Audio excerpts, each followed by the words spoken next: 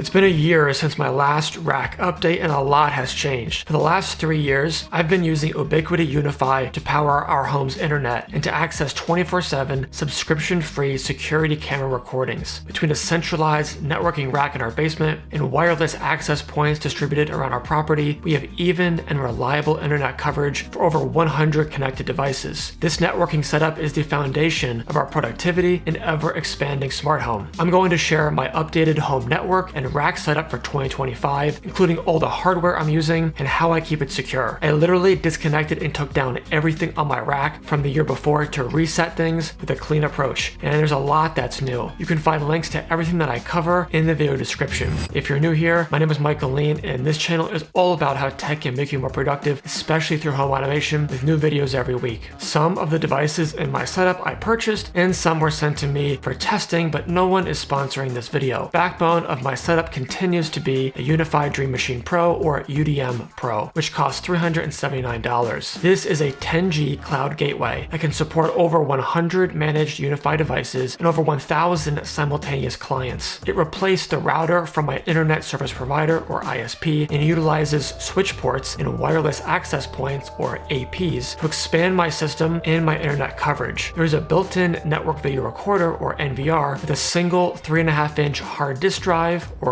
HDD, bay. This can be used to record and save footage locally from a UniFi Protect security camera. You will need to purchase your HDD separately, and I've always used Seagate or Western Digital for my 3.5-inch HDDs without any issues. The UDM Pro is downstream from my ISP's optical network terminal, or ONT, which supplies our 1 gigabit per second fiber optic internet speed and connects to the gigabit Ethernet RJ45 WAN port on the UDM Pro. Connected to the UDM Pro is a UniFi Pro Max 24 PoE switch, which retails for $799. These two devices are connected by a 10G SFP Plus direct attached cable. The Pro Max 24 PoE switch is a new addition to my rack this year. As the name implies, it has 24 switch ports. 8 of the ports are gigabit Ethernet PoE Plus, 8 are PoE Plus Plus, and 8 are 2.5 gigabit Ethernet PoE Plus Plus. PoE, PoE Plus, and PoE Plus Plus are standards for power over Ethernet, allowing devices to receive data and power with just an Ethernet cable. PoE delivers up to 15.4 watts of power, whereas PoE Plus supports up to 30 watts of power per port, while PoE Plus Plus supports up to 60 or even 100 watts. There are also two 10G SFP Plus ports. One underrated thing that I really appreciate about this new switch is the new power cable. It sits mostly flush with the back of the switch, which is super handy in tight networking rack environments. All 24 ports support Ether lighting, which uses color-coded lights to help manage network racks, but mostly just to make them look cool. You can customize the lighting color from the UniFi web interface. UniFi offers patch cables designed to show off these lighting effects. I am just using standard patch cables to connect UniFi devices coming into a 24-port patch panel with the Pro Max 24 PoE. A patch panel is not strictly necessary, but it helps to keep your networking setup clean and organized with shorter patch cables connecting switches, routers, or servers instead of long Ethernet cable dangling everywhere and in the way. While I feel decent about the organization of my rack, I know it could be even better. Downstream from the Pro Max 24 PoE is a UniFi Switch Flex. This $99 switch adds 4 additional PoE Plus ports in our outdoor detached garage. This was a later addition to my networking setup out of necessity. Previously, I had dedicated Ethernet cables running underground to the garage for powering a Wi-Fi access point and security cameras. Unfortunately, lightning hit our home and caused thousands of dollars in electronics damage, including everything in the garage and frying one of the Ethernet cables. So to avoid the complexity of redigging a trench from the house to the garage to bury new Ethernet cables, I added the Switch Flex, and from there, I connect security cameras and Wi-Fi access point. Since the Switch Flex only supplies 46 watts of power, I added a PoE injector because I needed more power. Also connected to the Pro Max 24 PoE is a combination of UniFi Protect security cameras, smart home hubs, and UniFi access points. Going from a single router broadcasting throughout my home to a network with multiple APs was a game changer for more even and reliable coverage. I have a ceiling-mounted U6 light in the basement, a ceiling-mounted U6 long range on the main floor, a U6 in-wall upstairs, and another in our detached garage. Since each AP is hardwired into the switch via PoE, and these are spread out across my home, I'm able to get full-strength Wi-Fi no matter which AP my device connects to. Each individual AP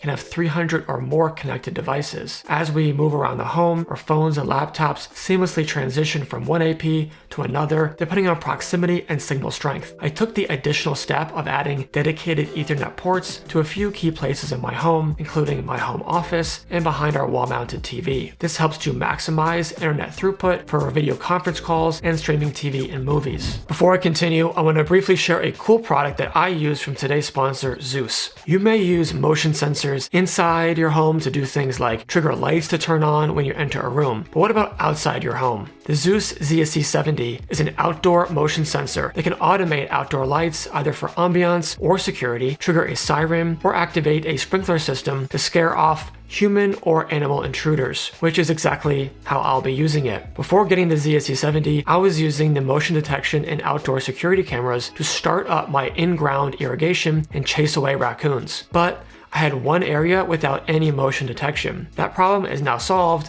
and hopefully my lawn damage from raccoons as well. This motion sensor is IP66 rated for outdoor use and can be installed in just a minute. It can detect motion up to 30 feet away and has a reliable signal up to 1300 feet away from your Z-Wave hub. But it does more than motion. It also has brightness and temperature sensors, which you can use in your home automations, like turning on the outdoor lights based on how dark it is outside. See the link in the description if you want to check it out, and thanks to Zooz for supporting the channel. Beneath the switch is another new addition for my rack this year, a UniFi UNAS Pro, priced at $499. This 2U rack mount NAS is UniFi's first foray into network-attached storage. It's connected to the Pro Max 24 PoE using a 10G SFP Plus direct attached cable and has 7 2.5 and 3.5 inch drive bays with 10 gigabit per second for faster transfer speeds. For now, I'm using 4 of the 7 bays, each with a Seagate Iron Wolf 12 terabyte HDD and a RAID 5 configuration. This means my storage volume is the sum total of 3 of those drives and can withstand the failure of a single drive without losing data. Data on the UNAS Pro can be backed up to another UNAS or third-party SMB drives or cloud providers like Google Drive or OneDrive. If you use Mac OS, the UNAS Pro supports time machine backups of your Mac. You can also mount network drives to your PC or Mac. UniFi doesn't have the multi-decade history of brands like Synology when it comes to network storage, and I hope that the available applications and services for it will grow. But for their first effort into the space, I actually think it's a decent value, and it also has that nice new power cord like the Pro Max 24 PoE. The UDM Pro, Pro Max 24 PoE, and UNAS Pro all have a 1.3 inch touchscreen for device management, though I prefer to use the UniFi app or web interface. There is even a setting that allows all screens to be synchronized for a consistent screensaver effect. But this is not my only network attached storage. On the bottom shelf is a Synology NAS 2-bay disk station. Inside are 2 Seagate Iron Wolf 12 terabyte HDDs and a Synology hybrid RAID. The Synology DS220 Plus NAS was $240 and has served me reliably for 4 years, hosting time machine backups from 2 Macs and a Plex media library with thousands of music, movies, and TV shows. And on the very top of the rack is a Ugreen NAS Sync DXP 4800 Plus. This is a 4-bay NAS that costs $700 and has 4 Western Digital WD Red Plus 4 terabyte HDDs and a RAID 5 configuration, similar to the UNAS Pro. I found this NAS really easy to set up and get started with. Clearly, I've got a thing for network storage. Staying at the top of my rack, I have a UniFi NVR which sells for $299. You may be wondering why I have it just sitting on top like this. Well, I didn't realize that its protruding power cord would make it too deep to be mounted on my rack. That's why I kept acknowledging the benefits of the newer power cord design on the Pro Max 24 PoE and UNAS Pro. I'm sure I could also just pick up another power cord. Maybe for next year's rack update, I'll get around to addressing this. The NVR is a video recorder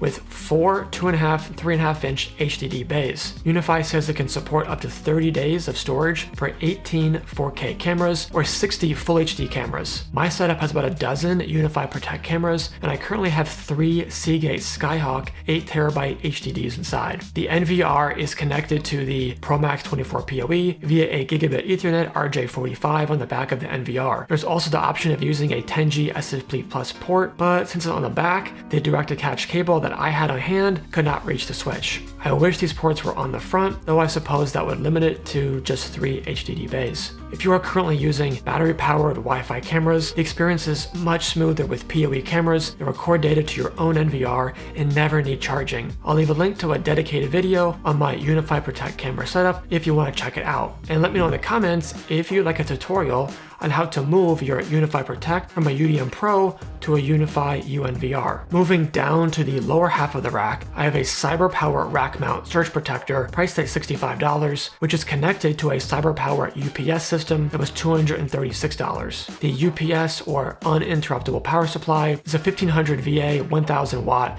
with 12 outlets. Combined, these two CyberPower devices offer surge protection and battery backup of the most sensitive and critical electronic equipment in my home. When we had the lightning strike, the stuff plugged into it was spared, except for the switch, since that was connected directly to the electronics in the garage. The shelf in between the rack mount surge protector and UPS holds all of my smart home hubs. Well, some of them, at least. I have a whole drawer of additional hubs beyond what you see here. On the rack is a B-Link S12 Pro N100 mini PC and a Raspberry Pi 4 that are running the production and development environments, respectively, of Home Assistant, my home automation server. Connected to the mini PC are two long USB extension cords with Sonoff Zigbee and Zooz Z-Wave coordinators, which offer local control for dozens of smart home devices and Home Assistant. It's good to keep these coordinators at a distance from the networking equipment to avoid signal interference. Back on the smart home shelf is also a Lutron Smart Bridge and a Philips Hue Bridge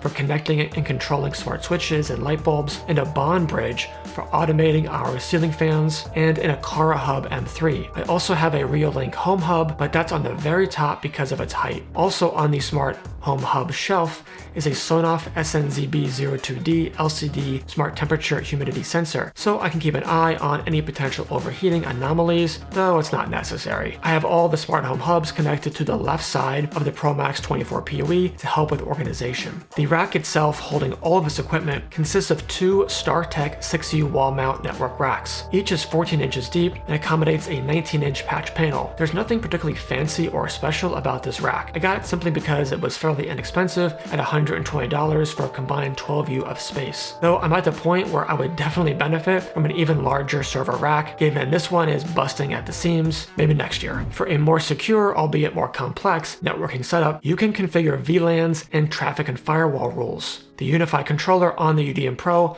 makes this really easy to do. By default, your home network will operate on one LAN, meaning all devices can talk to each other and make requests. With VLANs, each is given an ID or a tag, which logically groups a network of devices together in their own subnet regardless of their physical network they are connected to. For example, you can group all of your IoT or Internet of Things devices, like a smart garage door controller that speaks to the cloud, into one VLAN and separate those IoT devices from the devices on your main LAN, like smartphones and laptops. If someone hacked the IoT device's cloud service, that could be an entry point to the IoT device on your network, and then the hacker could potentially see the computers on your network. By separating devices using VLANs, you can mitigate this risk. However, VLANs on their own aren't as useful from a security standpoint unless you impose traffic and firewall rules. Firewall rules are logical controls that determine which types of traffic are allowed in and out of the network. I use firewall rules to decide what my IoT devices are allowed to communicate with and what can communicate with them. I'll leave a link to a dedicated video I made on my VLAN and firewall setup if you want to check it out. It was a lot of work disconnecting and rebuilding my entire home network rack from scratch this year, but I'm really happy with how it turned out. I think it's much cleaner than it was previously, plus I am loving the additional storage space from the UNES Pro and UNVR. Replicating my same setup is not cheap, and it's not for everyone. For me, it was totally worth it. The benefits have included reliability, customization, expansion, and security. No matter how many devices I throw at my network, it doesn't break a sweat. I can customize the setup for my home environment, device types, and unique needs, and build a system that grows with me. And I can easily configure things like VLANs and firewall rules for increased security, while keeping all of our security camera recordings local, and most importantly, without any subscriptions. But what about you? What does your home internet network setup look like, or how would you like to update it? Let me know down in the comments, and while you're there, give this video a like and consider subscribing. Thanks so much for watching, and I'll catch you in the next one.